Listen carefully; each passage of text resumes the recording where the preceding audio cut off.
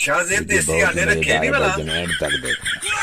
ਨਹੀਂ ਬਾਬਾ ਦੇਸੀ ਅੰਡੇ ਨਹੀਂ ਆ ਨਾਲ ਦੀ ਦੁਕਾਨ ਤੋਂ ਪਤਾ ਕਰ ਲੈ ਉਹ ਤੁਸੀਂ ਰੱਖਿਆ ਕੀ ਇਹ ਦੁਕਾਨ ਤੇ ਤਾਂ ਹੀ ਮੇਰਾ ਦਿਲ ਨਹੀਂ ਕਰਦਾ ਹੈ ਤੁਹਾਡੀ ਦੁਕਾਨ ਤੇ ਆਉਣ ਨੂੰ 230 ਰੁਪਏ ਹੋ ਗਏ ਤੁਹਾਡੇ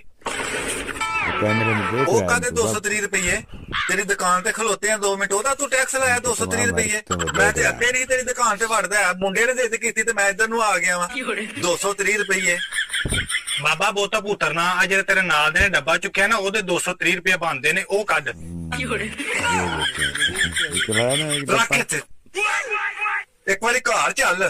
ਤੇਰਾ ਅੱਜ ਮੈਂ ਦਿਮਾਗ ਠੀਕ ਕਰਾਂਗਾ ਚਿੱਟੀ ਦਾੜੀ ਨਾਲ ਮੈਨੂੰ ਜ਼ਲੀਲ ਕਰਾਣ ਡੇ ਹੋ ਤੁਸੀਂ ਡੱਬਾ ਹੋਰ ਵੀ ਲੈ ਕੇ ਜਾ ਰਹੇ ਹਾਂ ਇਹ ਦੇਖ ਤੈਨੂੰ ਤੇ ਚੋਰੀ ਕਰਨ ਦੀ ਵੀ ਨਹੀਂ ਜਾਚ ਹੈ ਬਾਬਾ ਧਿਆਨ ਤੇ ਉਹਦਾ ਪਰਾਂ ਸੀ ਪਰ ਫਿਰ ਵੀ ਉਹਨੇ ਮੈਨੂੰ ਵੇਖ ਲਿਆ ਜੇ ਏਦਾਂ ਹੀ ਧਿਆਨ ਉਹਦਾ ਪਰਾਂ ਨੂੰ ਸੀ ਤੇ ਫਿਰ ਮੈਨੂੰ ਕਿਉਂ ਨਹੀਂ ਵੇਖਿਆ ਉਹਨੇ ਚੋਰੀ ਕਰਨ ਨੂੰ ਸਬਸਕ੍ਰਾਈਬ ਜ਼ਰੂਰ ਕਰੋ